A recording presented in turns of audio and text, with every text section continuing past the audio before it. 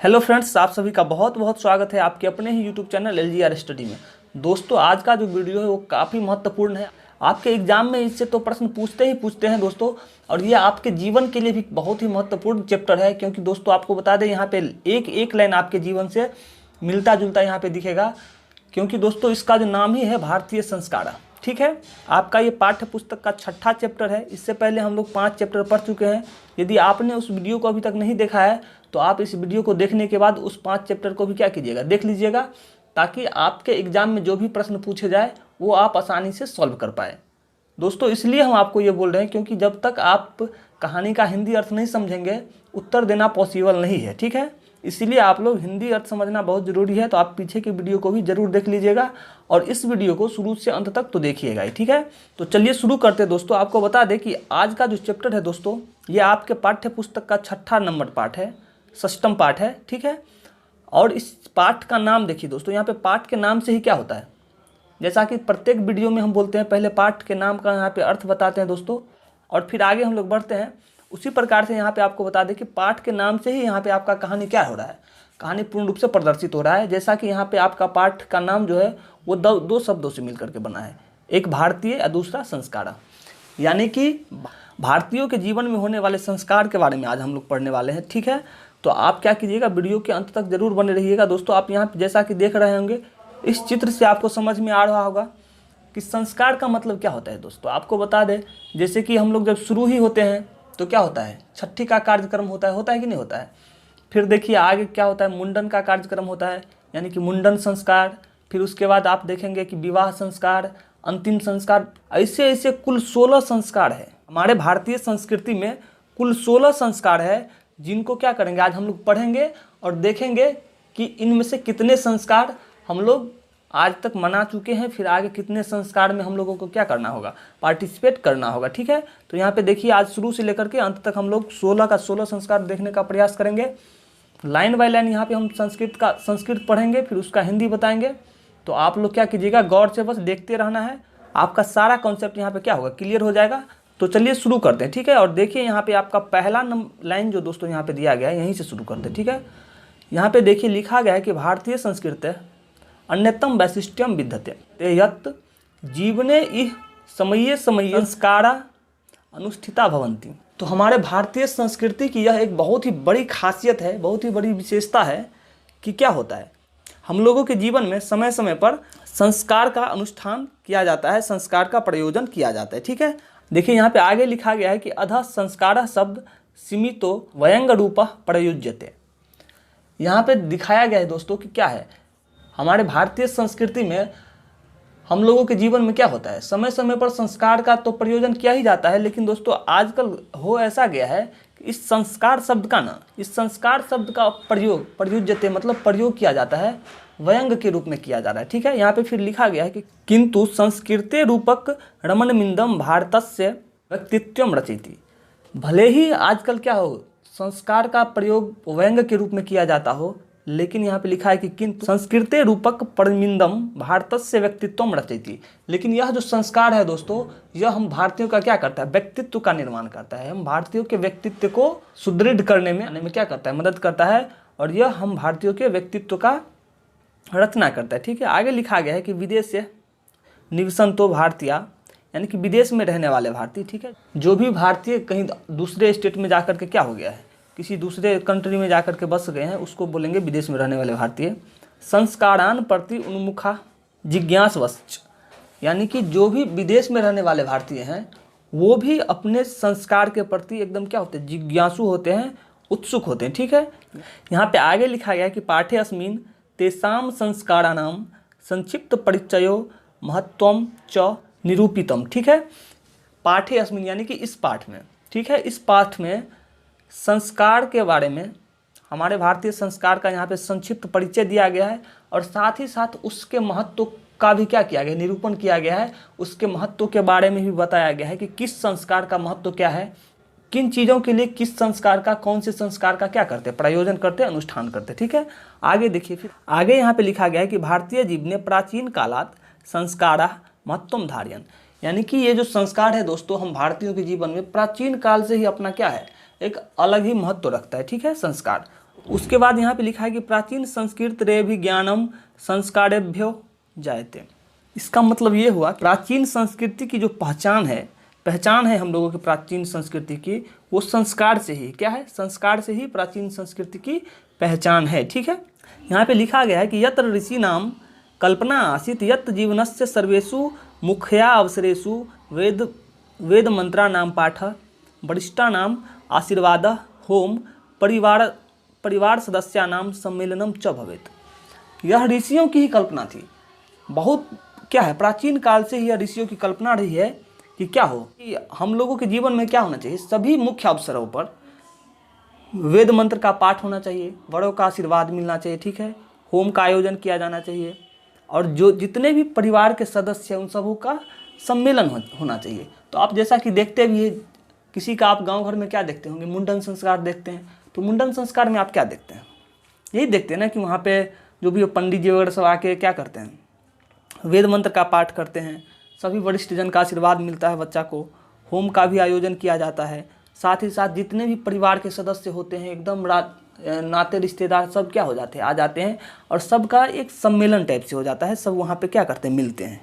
आगे यहाँ पे लिखा गया है कि तत् सर्व संस्कारा नाम अनुष्ठाने संभवती।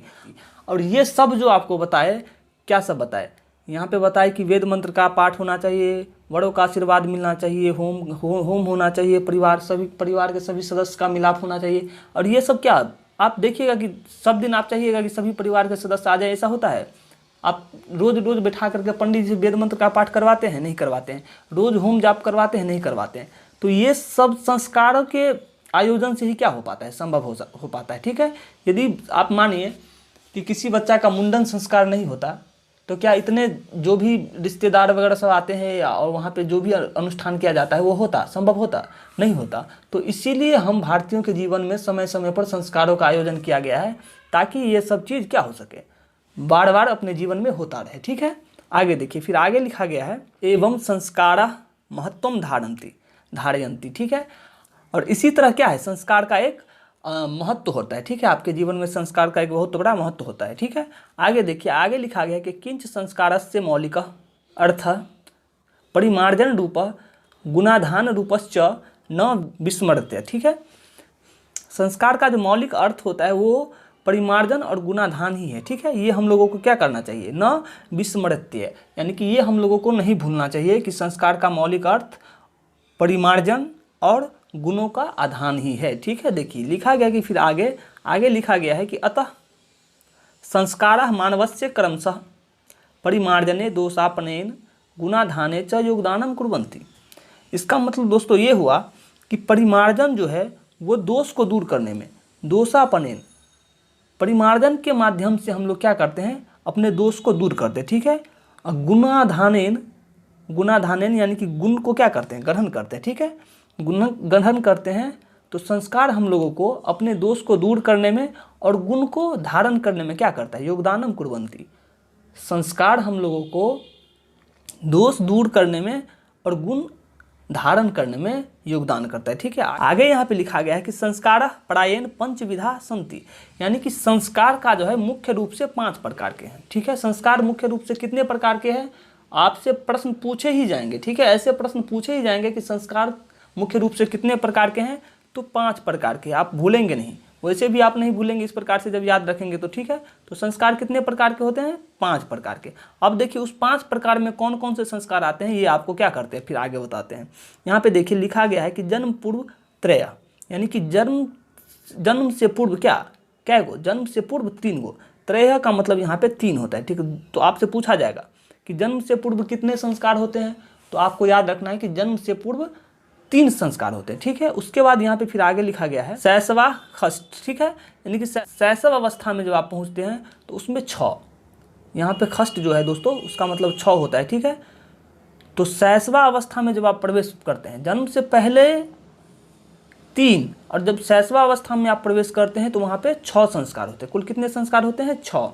फिर आगे देखिए शैक्षणिका 5, और शैक्षिक संस्कार कितने होते हैं, 5 होते हैं। शैक्षणिका 5 यानी कि शैक्षिक संस्कार 5 होते हैं। फिर आगे यहाँ पे है कि गृहस्थ संस्कार विवाह रूप 1, और गृह अवस्था में जब आप लोग पहुँचते हैं, गृहस्थ अवस्था में पहुँचते हैं तो एक संस्कार होता है जिसका नाम क्या है, विवाह। विवाह के रूप में एक संस्कार गृह अवस्था में होता है जिसका नाम विवाह संस्कार है, ठीक है।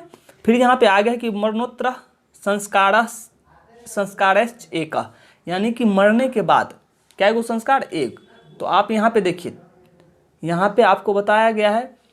अब आपसे यहाँ पे आपको बता दें कि कैसे कैसे प्रश्न पूछे जाएंगे। सबसे पहले आपको पूछे जाएंगे कि भारतीय संस्कार कितने प्रकार के होते हैं, तो 5, ठीक है, 5। उसके बाद आपसे पूछे जाएंगे कि जन्म पूर्व कितने संस्कार होते हैं, तो जन्म पूर्व त्रय, यानी कि जन्म से पूर्व 3, ठीक है। उसके बाद जब आप शैशवावस्था में पहुँचते हैं तो उसमें 6 संस्कार होते हैं, ठीक है, कितने, 6। उसके बाद फिर यहाँ पे लिखा गया है शैक्षणिक अवस्था में, यानी कि शैक्षिक रूप से जो शैक्षणिक संस्कार होते हैं वो 5 होते हैं। फिर आगे है कि गृहस्थ संस्कार विवाह रूप 1, यानी कि गृहस्थ संस्कार जो है दोस्तों वो विवाह के रूप में 1 होता है, ठीक है। उसके बाद मरणोत्तर संस्कार एक, यानी कि मरने के प्रांत, मरने के बाद एक संस्कार होता है जो अंतिम संस्कार होता है, ठीक है। अब देखिए इस तरह से आपके प्रश्न पूछे जाएंगे, ठीक है। अब देखिए आगे का लाइन है कि एवं षोडश संस्कारा भवन्ति, और कुल मिला करके, ठीक है, आप जब सभी को जोड़ेंगे तो कुल 16 संस्कार होते हैं। कितने, कुल 16 संस्कार होते हैं। भारतीय संस्कार में कुल कितने संस्कार हैं, 16, ठीक है। उसके बाद देखिए यहाँ पे लिखा गया है कि जन्म पूर्व संस्कारेषु गर्भाधानम, यानी कि जन्म से पूर्व संस्कार, जैसे कि हमने आपको बताया ना कि 3 संस्कार होते हैं जो जन्म से पूर्व किए जाते हैं, तो उसमें जो पहला यहाँ पे दिया गया है कि गर्भाधानम, ठीक है। तो जन्म पूर्व संस्कारेषु गर्भाधान। फिर आगे यहाँ पे देखिए अगले पेज में यहाँ पे दिया गया है कि पुंसवनम सीमंतोनयनम चेती त्रयो भवन्ति, यानी कि जन्म से पूर्व 3 जो संस्कार होते हैं वो पहला गर्भाधान, पुंसवनम और सीमंतोनयन, ठीक है। आपसे पूछा भी जाएगा 2 नंबर वाले प्रश्न में कि जन्म से पूर्व जो संस्कार 3 संस्कार होते हैं उन तीनों के क्या करें, नाम लिखे। तो आपको लिखना होगा वहाँ पे, क्या लिखना होगा कि जन्म से पूर्व 3 संस्कार होते हैं, पहला गर्भाधान, दूसरा पुंसवनम, तीसरा सीमंतोनयनम, ठीक है। तो ये हो गया। फिर देखिए आगे यहाँ पे लिखा गया है कि अत्र गर्भरक्षा गर्भास्थस्य संस्कारारोपणम गर्भवत्याश्च प्रसन्नता चेती प्रयोजनम कल्पितमस्ति, यानी कि ये जो संस्कार किए जाते हैं जन्म से पूर्व, वो संस्कार क्यों किया जाता है, ये जो संस्कार किया जाता है गर्भ रक्षा, गर्भ में जो शिशु पल रहे होते हैं उनकी रक्षा के लिए किया जाता है।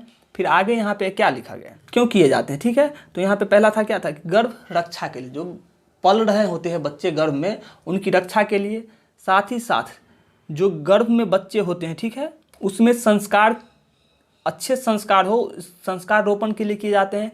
और गर्भवती की प्रसन्नता चेती प्रयोजितम कल्पितमस्ति, यानी कि गर्भ में जो बच्चे हैं उनकी रक्षा के लिए, उनमें अच्छे संस्कार के रोपण के लिए, और गर्भवती महिला जो है उनकी प्रसन्नता के लिए ये 3 संस्कार क्या किए जाते हैं, प्रयोजित किए जाते हैं, आयोजित किए जाते हैं, ठीक है। फिर तो यहाँ पे शैशव संस्कारेषु, यानी कि शैशव संस्कार में क्या होता है दोस्तों, जातकर्णम, नामाकर्णम, निष्कर्मणम, अन्नप्राशनम, चूड़ाकर्ण और कर्णवेधिश्चेति क्रमशः भवन्ति, यानी कि शैशव संस्कार में जो 6 संस्कार होता है, पहला जातकर्म, ठीक है, दूसरा नामाकरण, नामाकरण के वक्त भी क्या होता है दोस्तों, ये सारा चीज़ आयोजित करके किया जाता है। फिर तीसरा है अन्नप्राशन, जब बच्चों को पहला बार भोजन कराया जाता है, अन्न ग्रहण करवाया जाता है उस समय। फिर चूड़ाकर्णम और उसके बाद कर्णवैधम होता है। तो ये कुल संस्कार शैशव अवस्था में प्रायोजित किए जाते हैं, ठीक है। अब देखिए आगे है कि शिक्षा संस्कारेषु, जैसा कि हमने देखा था कि शैक्षिक जो संस्कार है वो कितने थे शैक्षिक संस्कार, तो शैक्षिक संस्कार हम लोगों ने देखा था 5 था, ठीक है। तो वो 5 जान लेते हैं कि आखिर कौन कौन सा शैक्षिक संस्कार था।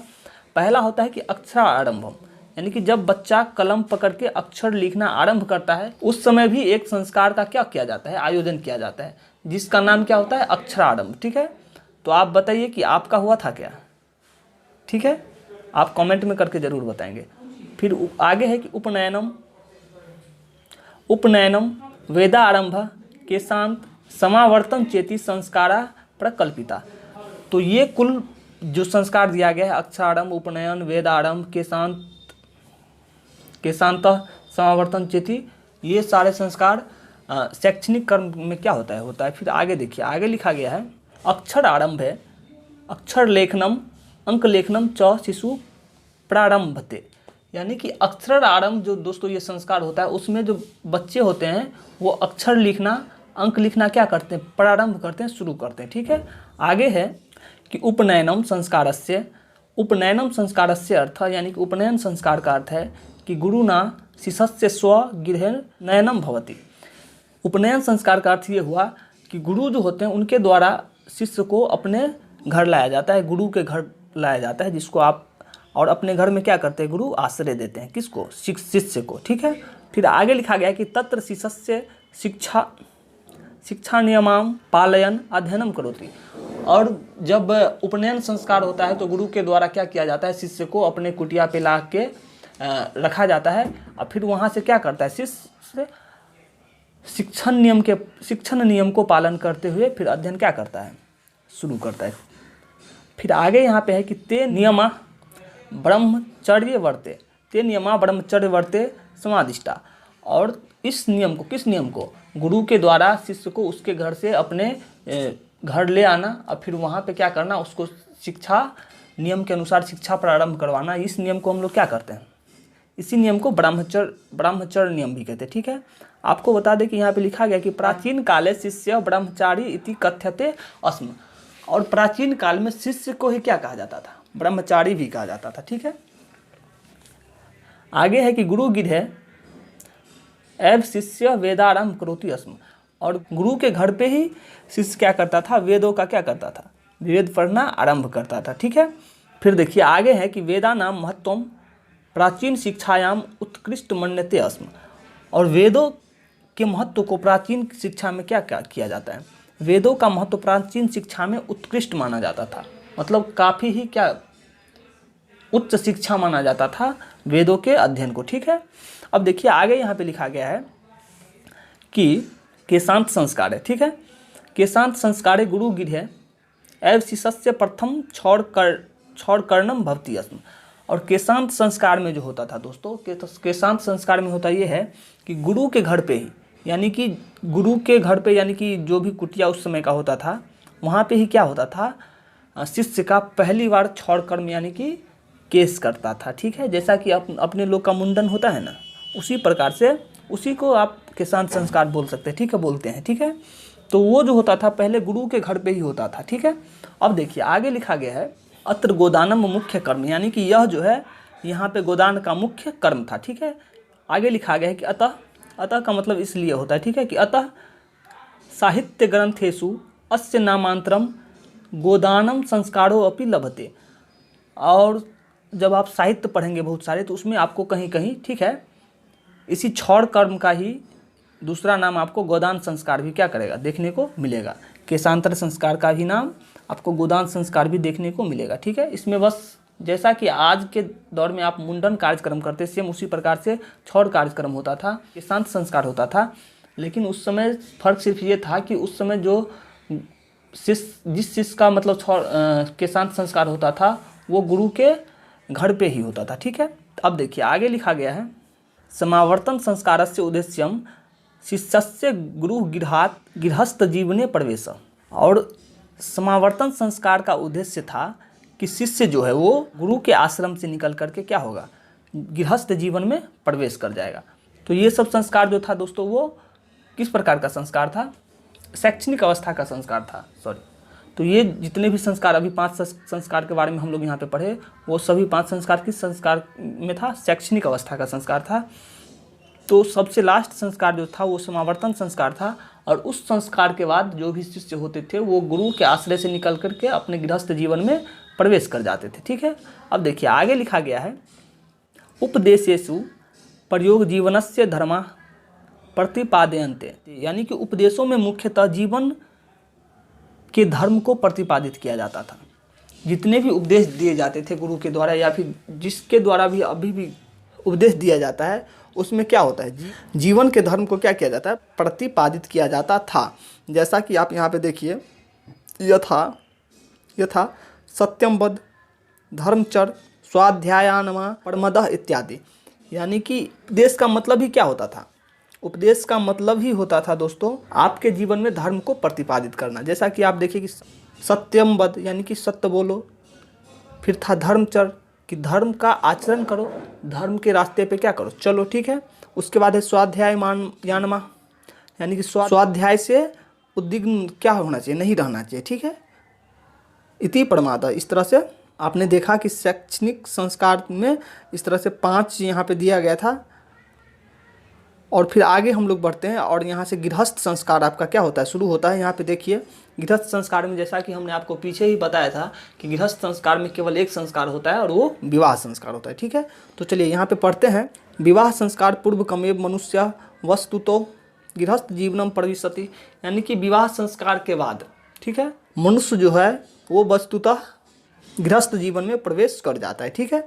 यहाँ पे देखिए विवाह संस्कार में, आखिर विवाह संस्कार में फिर क्या क्या होता है वो तो हमको लगता है आप सभी को पता ही होगा कि विवाह संस्कार में किस किस तरह के अनुष्ठान किए जाते हैं, ठीक है। फिर भी आप यहाँ पे पढ़िए, आपको यहाँ से भी बहुत कुछ सीखने को मिलेगा। यहाँ पे देखिए विवाह पवित्र संस्कार मत, यानी कि विवाह जो है उसको पवित्र संस्कारों में गिना जाता है, ठीक है। सबसे पवित्र संस्कारों में विवाह को क्या किया जाता है, गिना जाता है। फिर आगे देखिए, आगे यहाँ पे है, आगे है कि यत्र नाना विधि कर्म कांडानि भवन्ति, और यहाँ क्या विवाह संस्कार में नाना विधि यानी कि बहुत प्रकार के कर्म कांड किए जाते हैं, ठीक है। आगे देखिए तेसु वगदानम, यानी कि उसमें किसमें, विवाह संस्कार में वगदानम होता है, वचन दिया जाता है, ठीक है।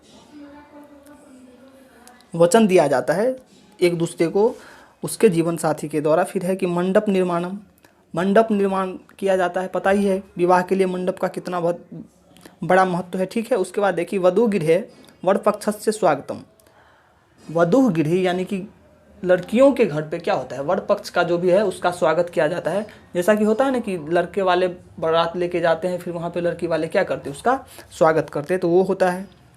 फिर आगे है यहाँ पे कि वर वधो परस्परम निरीक्षणम, और वर वधू एक दूसरे का परस्पर क्या करते हैं, निरीक्षण करते हैं, देखते हैं, ठीक है। उसके बाद फिर आगे है कन्यादानम, कन्यादान होता है। अग्नि स्थापनम, अग्नि स्थापन होता है, पता ही है आपको। फिर आगे होता है कि पानी ग्रहणम, पानी ग्रहणम। फिर है कि लज्जा होम, सप्तपदी 7 फेरे होते हैं। सिंदूरदानम, सिंदूरदान किया जाता है। फिर है ये सारा कुछ क्या होता है, विवाह संस्कार के अंदर प्रायोजित किए जाते हैं। विवाह संस्कार के अंदर इन सब चीज़ों का क्या होता है, प्रयोजन होता है। फिर आगे देखिए, आगे लिखा है कि सर्वत्र समान रूपेण विवाह संस्कारस्य प्रायेण आयोजनम भवति, सभी जगह, ठीक है। सर्वत्र यानी कि सभी जगह समान रूप से ही क्या होता है, विवाह संस्कार का आयोजन किया जाता है। आयोजनम भवति, आयोजन किया जाता है। उसके बाद है कि तदंतरम गर्भाधानाद्य संस्कार पुनरावर्तन्ते जीवन चक्र च भ्रमति, और तदंतर, और फिर इसी प्रकार से क्या होता है, फिर इसके बाद गर्भाधान वाला संस्कार आ जाता है। जैसा कि हमने आपको बताया था कि जन्म से पूर्व वाला संस्कार, जब शादी होता है तो फिर क्या होगा, बच्चे होंगे, तो बच्चे जब गर्भ में पल रहे होते तो फिर से वही संस्कार स्टार्ट हो जाता है, गर्भाधान वाला। फिर उसके बाद शैशव अवस्था वाला, फिर उसके बाद शैक्षणिक कर्म वाला, फिर यहाँ से फिर शैक्षणिक कर्म होके जब आएगा तो फिर जीवन गृहस्थ जीवन वाला, और फिर क्या हो जाएगा, अंतिम संस्कार वाला होगा। तो जब शादी होके आता है तो फिर क्या होता है, गर्भाधान वाला संस्कार होकर जीवन चक्र इसी तरह से घूमता है। उसके बाद है कि मरणादंतरम अंत्येष्टि संस्कार अनुष्ठीयते, और मरने के बाद अंत्येष्टि संस्कार का अनुष्ठान किया जाता है, प्रयोजन किया जाता है, ठीक है। एवं भारतीय जीवन दर्शनस्य महत्वपूर्ण उपादानम संस्कार इति, और इस प्रकार से भारतीय जीवन दर्शन का संस्कार एक बहुत ही महत्वपूर्ण अंग है। तो इसी प्रकार से यहाँ पे दोस्तों आपका चैप्टर क्या हो रहा है, समाप्त हो रहा है। और इस चैप्टर का नाम था दोस्तों आज का भारतीय संस्कार। उम्मीद करते कि आप लोगों को यह चैप्टर क्या होगा, समझ में आया होगा। यदि आपको यह चैप्टर समझ में आई हो, क्या करें, अपने दोस्तों के साथ भी शेयर कर दें। वीडियो को अभी तक लाइक नहीं किए तो वीडियो को लाइक करके चैनल को सब्सक्राइब कर लीजिए, और साथ ही बेल आइकन को भी प्रेस कर लीजिए, ताकि फिर हम जब नेक्स्ट चैप्टर का डालेंगे तो आपको इसका नोटिफिकेशन मिल जाएगा। और अभी तक आप इससे पिछले वाले चैप्टर का वीडियो नहीं देखे तो उसको भी देख लीजिए, आपके परीक्षा के लिए क्या है, बहुत ही महत्वपूर्ण है। तो चलिए आज का वीडियो यहीं पर समाप्त करते हैं। तब तक के लिए देखते रहिए LGR स्टडी। खुश रहिए, मस्त रहिए।